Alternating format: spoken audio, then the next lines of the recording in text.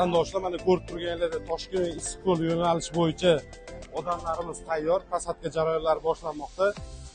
Toshkent Issiqko'l yo'nalishi bo'yicha avtobusimiz shart-sharoitlari to'g'risida, chiptani qayerdan va qanday qilib olganliklari to'g'risida fikr almashamiz. Qani ketdik bo'lmasam. Opajon, assalomu alaykum. Yaxshimisiz?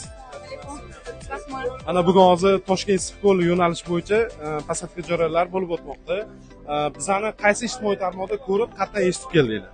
Biz bu sizlar avtobuslaringizda o'tgan o'g'limiz musobaqaga borgan, ya'ni ustozimiz Ehson aka tarafdan biz shaxmat musobaqasiga doimo shundan foydalanamiz. Bu yil ham ishonib o'g'limizni topshiryapmiz, chunki bexavotir va yaxshi salqin issiq havoda ichi salqin bo'lgan, bexavotir borib kelishgan.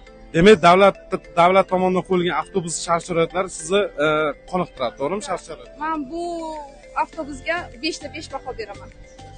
Bizani qatdan eshitib keldingiz? Ijtimoiy tarmoqda, YouTube'dan, Instagramdan qatdan ko'rib, qatdan eshitdingiz Issiqko'l yo'nalishi ochilganini? Biz Telegram tarmog'idan eshitganmiz, ya'ni shaxmatchilarimiz hammasi bu avtobuslaringizdan foydalanadi. Rahmat.